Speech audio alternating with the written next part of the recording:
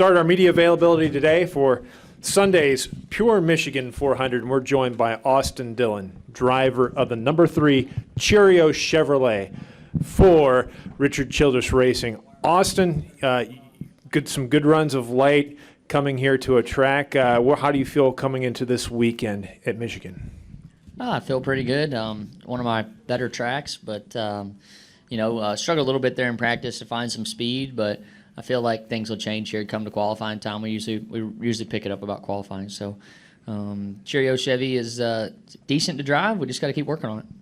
Good deal. Let's open the floor up to questions. If you have a question for Austin, raise your hand. We'll get a wireless microphone to you. We'll start with Kenny and then come up to Bob.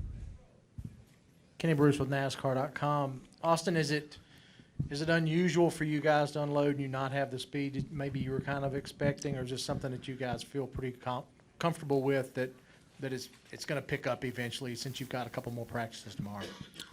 Yeah, I think the track's a little different. I think they put tire rubber down in certain areas, so I think it's throwing us off a little bit, but I'm used to it. We'll be able to fight and figure it out. We struggled for 2 years before this and had some really bad practices. So we're only 16th. It's not that bad. Just was hoping for a little bit more coming after Pocono. We had a really strong couple practices, races and stuff. So hopefully we can turn it around here in the next couple hours and go qualify really well. We'll go next to Bob and then over here to Lee. Bob Pockris, ESPN, kind of along those lines. Could you tell much of a difference with the tire kind of ground into the track? Not really. Nothing major. I felt like there was some lack of grip when they first went out there, and for us, it felt similar to before. Lee Spencer, Motorsport.com. Ryan Newman said earlier that he was using a lot more brake than he was used to. He feels these cars have a lot less drag, and he said it's closer to what he was running 8 or 9 years ago. You can't relate to that since you were probably, in junior high school? But thank you for the compliment. You're welcome. But can you, have you been able to see that, or might you guys be looking at a different brake package, or is there other things that you can pick up from Ryan or Paul since they've been running here longer? Yeah, I think definitely with this package you have to use more brake.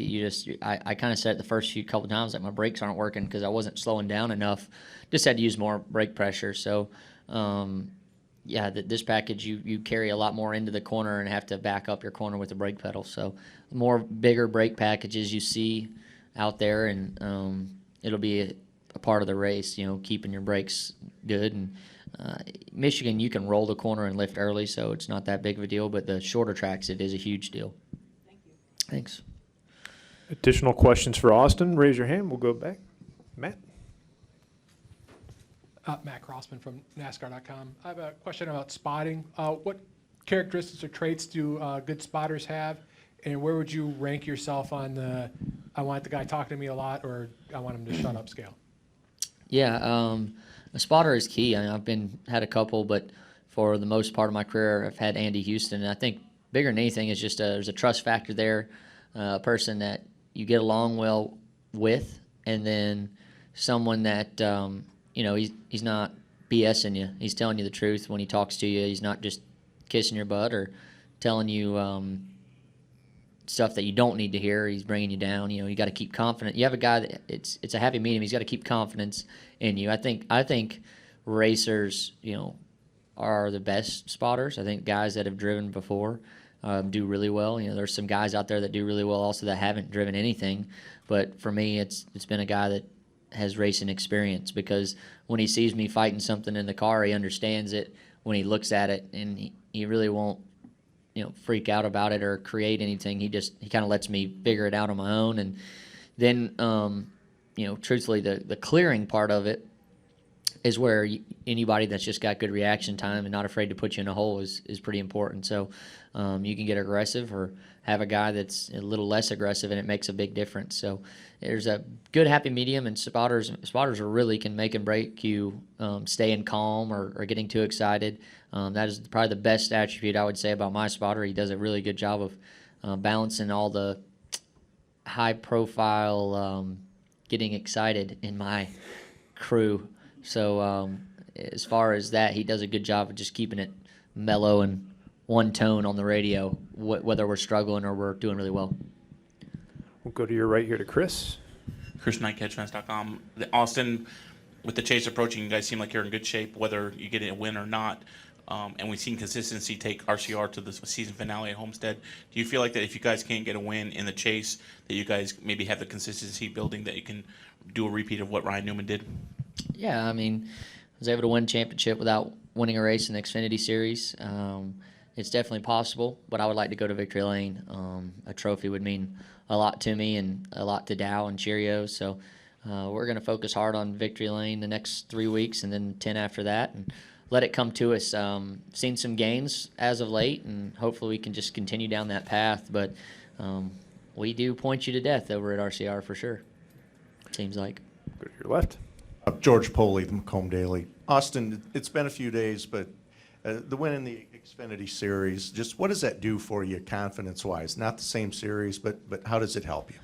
Oh, it just always keeps your confidence up, and as far as just keeping you in that good group of drivers, I feel like, someone that can get it done and add a little bit of everywhere, So doing it at a short track was big for me, I feel like, and so just trying to, make my name that much better, win in different places, diversify my driving ability. We'll come back to Bob. Bob Pockris, ESPN. Brad Keselowski was saying earlier today that it was no surprise who had the best numbers from the post-Pocono wind tunnel tests that NASCAR did. I'm curious if you guys have seen any numbers, and how do you feel about where your stuff stacks up? Yeah, and I think we got a little bit of work to do, but we were probably one of the best cars there, and so to be able to compete with the guys that may have had better numbers, I think is pretty good. But we just always got to keep working, and I thought we stacked up pretty close. Still got some work to do. I think we would have averaged out. I mean, it would have been close, I think.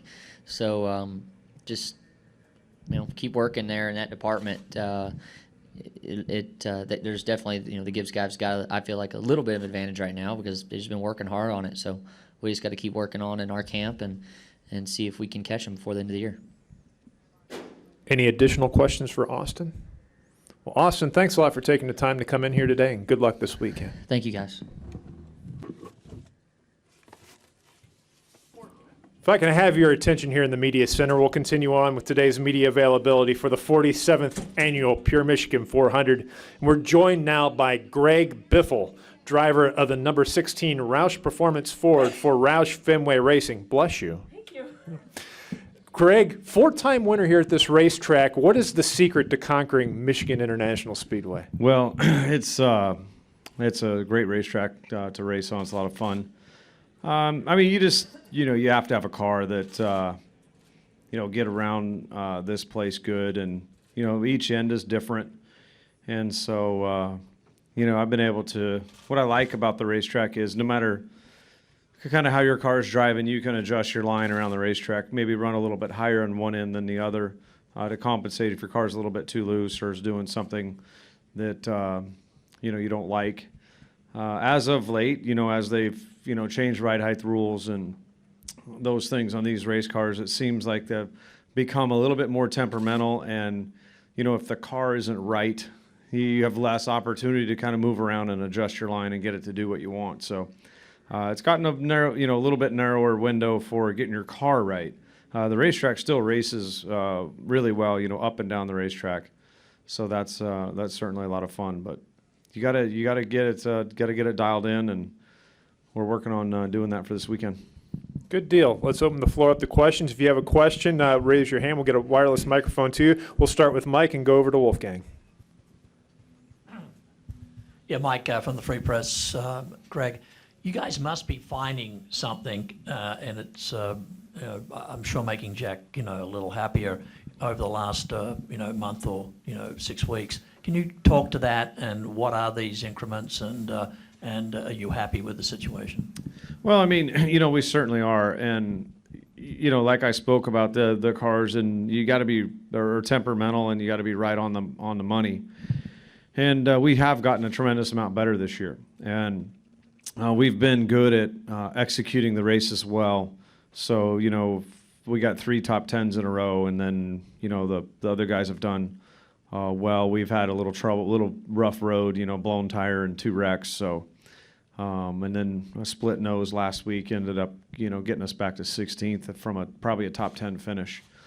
But, Ricky, snuck up there and got one last week, and the 34 ran well, which was one of our cars. So we're showing improvement, and, which gives us a lot of confidence. And then, we feel really confident. We show up to a place like this where we know it's a good racetrack for us, and our fastest car is 19th. So it's sort of, like high, low. By the end of the weekend, we're kind of back to where we want to be on speed. And it's really disappointing for us because we came here with this package, and it took us a while. It took us till the race time or middle of the race, so we really kind of got our car where we wanted it. Had good speed here at this race, ran about top 5 lap times. And so we came back exactly how we left here, and we're way off. So it's funny how, we're standing there looking at each other like, how is this possible? The rear's not traveling like it should be. The car's hitting the racetrack, or the front is. So it's a little discouraging, and this sport is very humbling. So when you think you got it figured out, for sure you don't.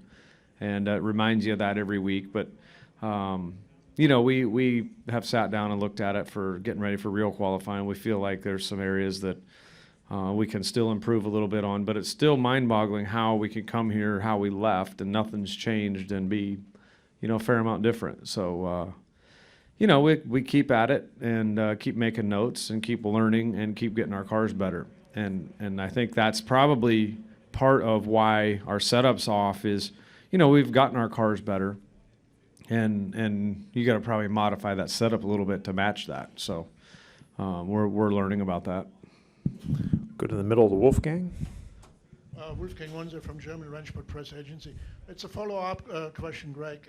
You said you left here and now everything is different and you don't understand the car, if I understand your answer correctly. Before you came here, is it not possible technically you make some simulation work with this less downforce setup? Yeah, I mean, we ran here with the less downforce setup before, so we thought that, we'd be right back where we were, so, because nothing's changed from when we ran here before. But, that could be some of our weakness is, maybe our simulation is not as accurate or not as good as maybe some of the other teams.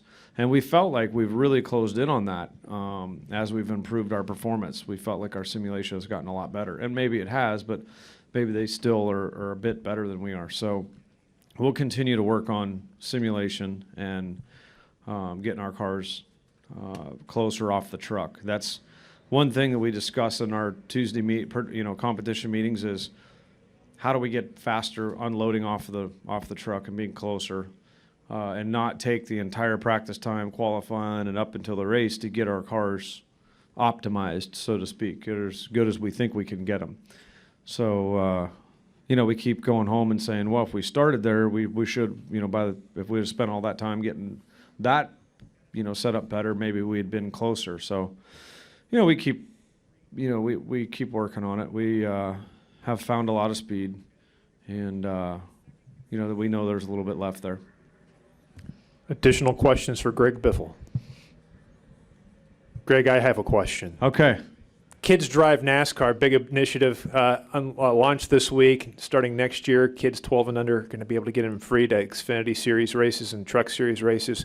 A lot of kids are going to be at the racetrack this week. How important is that to see the young kids coming into the sport? It's very important. And, kids, let's face it, my daughter included, she's a little younger than 12.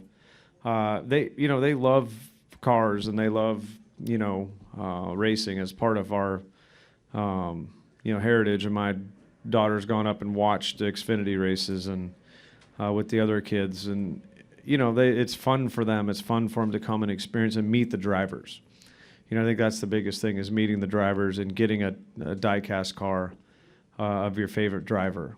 And I think that's important with the kids coming to the racetrack is take home a 164 diecast car, their favorite, color. And a lot of times it's color scheme or it's, something to that effect that's not necessarily the driver. So that's fun to see the kids make those choices too. And, it's easy, it's easy to make a NASCAR fan out of a kid when they get to come and, see the cars go around the racetrack and take home a diecast or a poster and put it up in their bedroom. And, that's it's neat initiative, and I'm looking forward to seeing more of the kids at the racetrack. That's great.